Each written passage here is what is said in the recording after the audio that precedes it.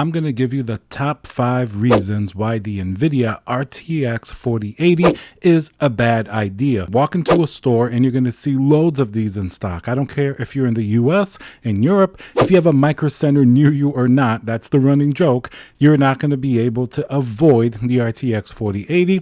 And there's going to be 5 good reasons for that. The first reason is definitely going to be the best one. I think it's going to be the biggest factor. Let's start with the number 5 reason. The RTX 4090 exists. Let me tell you what I mean. Yes, it's a much more expensive GPU starting at $1599, but as soon as it came out, it seemed to wow everybody. And first of all, in the tech enthusiast crowd, reviewers, everybody said how awesome of a GPU that the 4090 was. Therefore, it raised expectations like to the roof. People were like almost, did you ever see the Black Friday videos where people are like jumping in front of each other to be able to buy like a cheap $200 like 80-inch TV? Well, the 4090 wasn't quite like that, but it was actually pretty close. The performance was only $100 more than the RTX 3090 for what really is double the performance. Not only that, Nvidia actually delivered on the performance of the 4090. You know those weird crappy graphs that they like to draw? It's like just like dots on a piece of a paper pretty much. It's really sketchy, and of course they like to use Dlss 3.0, but it seems like at least this time with the 4090, when people tested it, the performance was there. Like, we're not even talking about Dlss 3 or ray tracing or anything like that. You can go right down to rasterization and the performance is like insanely good. It's so good that you don't really even need it for anything but the highest resolution games.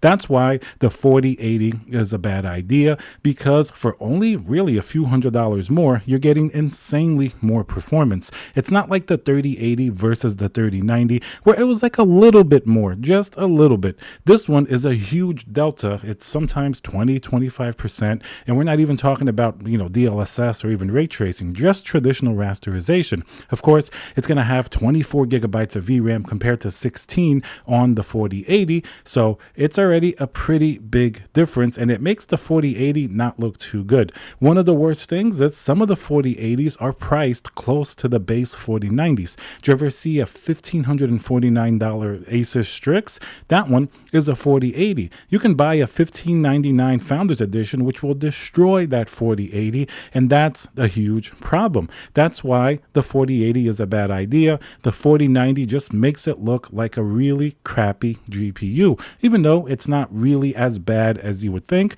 but positioned next to the 4090, it is not good at all. What's the fourth reason that the RTX 4080 is a bad idea? Well, a lot of the things that Nvidia is pushing with the performance of these next generation GPUs simply not really worth it for most people. Case in point, Dlss 3.0. They really push this on those same graphs that really suck, that you can't tell the performance difference. They'll tell you that a GPU is X amount faster than previous generation, and then you're like, wow, that's amazing. But then you read the fine print, or you see how they actually tested it, and with Dlss 3.0. Don't get me wrong, it's a good technology, it has a lot of promise, and in some cases it is really impressive, but you can't use that as a leading sort of a thing to be able to sell your GPU. It's not the leading idea. You have to lead with the performance of the GPU, the raw brute force. You can't lead with the technology, or else you're no longer selling the expensive hardware, and it is expensive. You're just selling the software and the AI behind it, and that's going to give people less reasons to buy certain GPUs.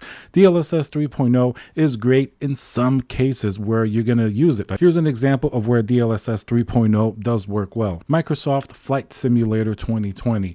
Yes, it is CPU bottlenecked. You're going to have CPU problems even at 4K, so it really takes a lot of hardware to run this game. Even the 4090 gets beat up over this game. But if you turn on Dlss 3.0, all of a sudden, it's pretty magical. I mean, the frames double pretty much, and you get a lot better performance, and visually still looks pretty stunning. Here is why. That's a single player game pretty much, where you don't really need fast reaction times. It's not like a first person FPS game where you need to have really fast latency. Dlss 3.0 makes the latency a lot worse. That's why Nvidia combines it with Nvidia Reflex, which basically reduces the latency to a more acceptable level, and it's not going to fly in a game that's really fast paced, but But in something like Microsoft Flight Simulator, sure, it does work. And then, of course, you have the frame generation technology, the AI frame. Some people like to call it fake frames. Can you tell the difference? Sometimes not. In a game like this, you can't really tell. In other games,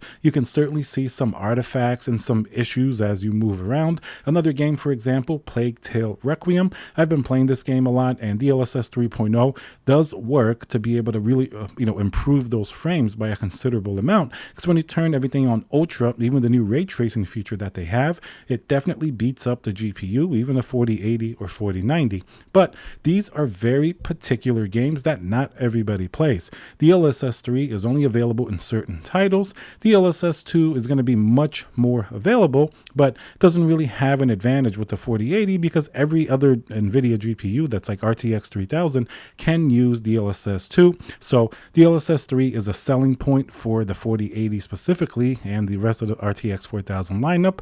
And unfortunately, it's just not enough of a reason to make it a good GPU. That's why it's a bad idea for the 4080. If you're going to lead with DLSS 3.0, we want to see real rasterization performance first, and then later that can come in and we can make up our minds if it's useful or not, depending on the games that we play. Now, the third reason why the RTX 4080 is a bad idea, that's simply because it's really not enough of an upgrade for most people that already have a high-end last generation GPU, and it's going to give you some problems too. Like, for example, you're going to not really be able to use a 4080 all that well at 1080p because it's too much GPU. So that takes out a whole big group of people because after all, it's going to be very CPU limited. That's why the 4090 and 4080, sometimes they're almost the same at like 1080p or 1440p in certain titles because they're so fast in some cases that it's really heavily CPU bottlenecked. So that's not going to be a very good upgrade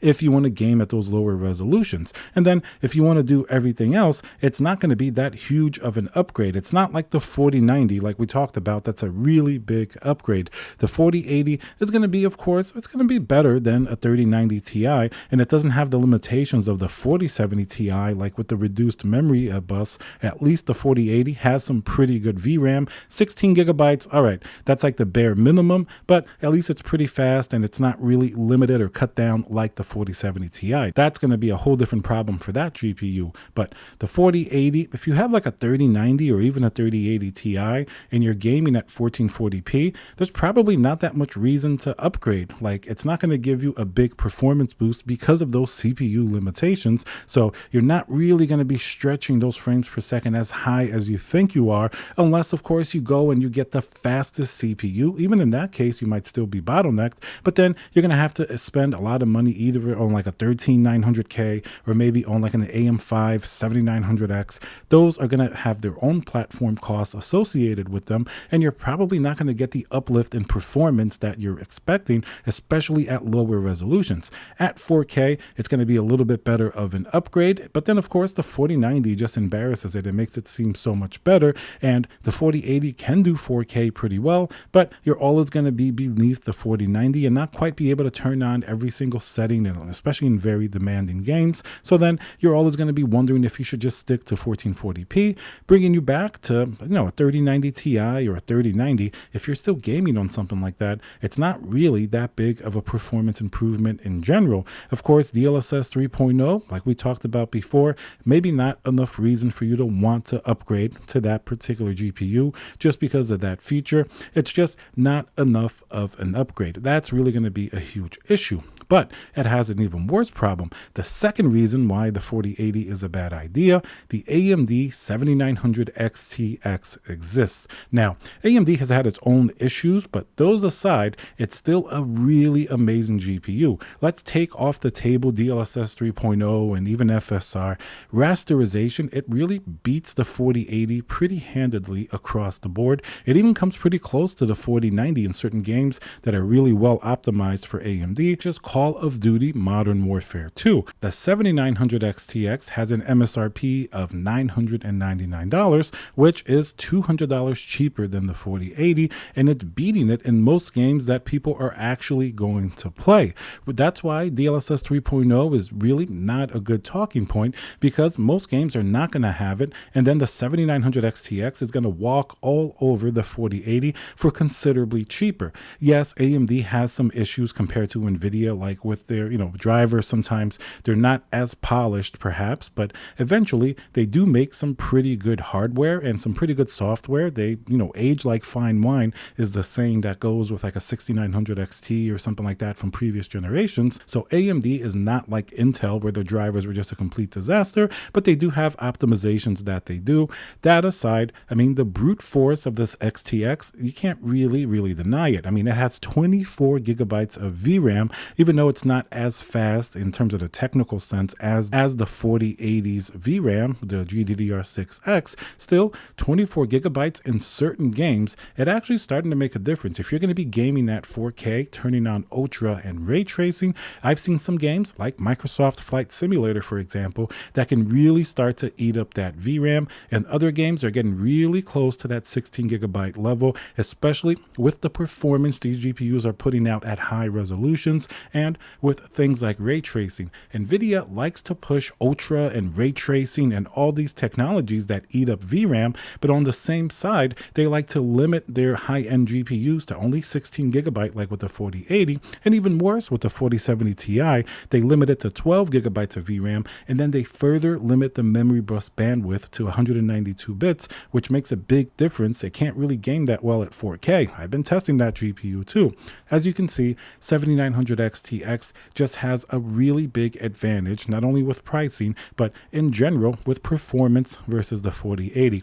Even ray tracing performance, which is Nvidia's forte, is not that bad on the 7900 XTX. It's not as good as on the 4080, but it's still generally as good as at least the 3090 or 3090 Ti from previous generation. So AMD is getting very close to the performance of that 4080. Yes, it is $200 cheaper. Yes, AMD does have some perception or marketing issues around their GPU, like the coolers that had issues on limited GPUs. But at the end of the day, as time goes on, people are going to see that price as the XTX is more available and the increased performance over a 4080, and they're going to agree that the 4080 is just a bad idea. And that's going to bring us to our number one reason why the RTX 4080 is a really bad idea, and that's going to come down to its price. It is way too expensive for what it is. $1199. Nvidia just completely missed the ball on this one. Let's compare it to the 3080 10 gigabyte. It went up astonishing $500. Basically, for every percentage point in performance that you went up, you also went up $1, which is a terrible value to performance proposition.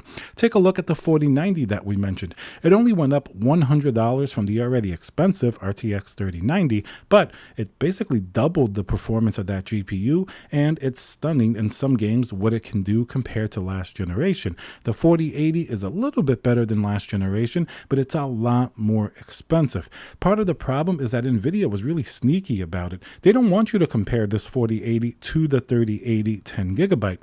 They want you to compare it to the 3080 12 gigabyte. They snuck this one in during the GPU shortage, and yes, they priced it at way over $1,200. Like, I remember the EVGA 4131 was $1,299 when that came out. That's more than the MSRP of a 3080 Ti, and it's worse than a 3080 Ti. Does not make sense. The performance is only a little better than a 3080 with 2 more gigabytes of VRAM and a few more CUDA cores. It's not anywhere near justifying that huge price increase, but Nvidia snuck it in just to take advantage of the higher priced GPUs. But guess what, Nvidia? The GPU crypto mining market has disappeared, and you're left with basically only gamers that are much more picky about the GPU that they want, because they want good price to performance. they're not just going to pay any exorbitant amount of money for any new GPU you put out. It's not going to make sense. Gamers don't have, short memories. They're going to be able to go back, especially by watching guys like me. I'm going to tell you, there was a 3080 for $699. It was difficult to get, but it was certainly there. And that's going to be probably due to all the factors and also the crypto mining craze, which certainly added a lot of fuel to the fire of higher GPU prices. So the pricing of the 4080 does not make sense. For only a little bit more, if you're already spending that much, you're already pretty close to a 4090.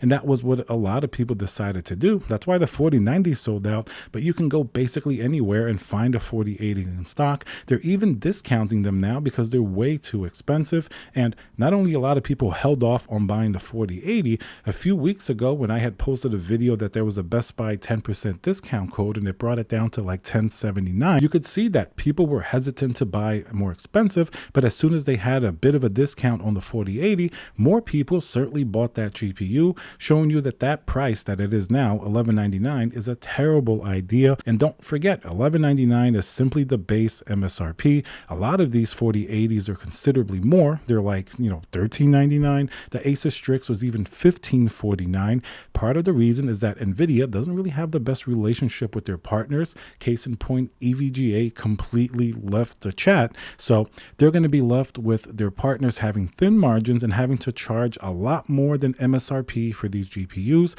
And therefore, most of the models you see are not going to be $1199, but they're going to be above $1250, $1300. So that way their partners have a larger margin and they're going to sell you a slightly overclocked model for like $200 more when it really doesn't make that much of a difference. They're all basically within a few percentage points of each other. So that goes back to the fact that Nvidia's price on this GPU is terrible and it makes the 4080 an absolutely terrible idea. And that's why many people, and you included, have avoided it. All right, guys. So if you like this type of content, remember to subscribe, smash that like button, and I'll see you guys on the next video.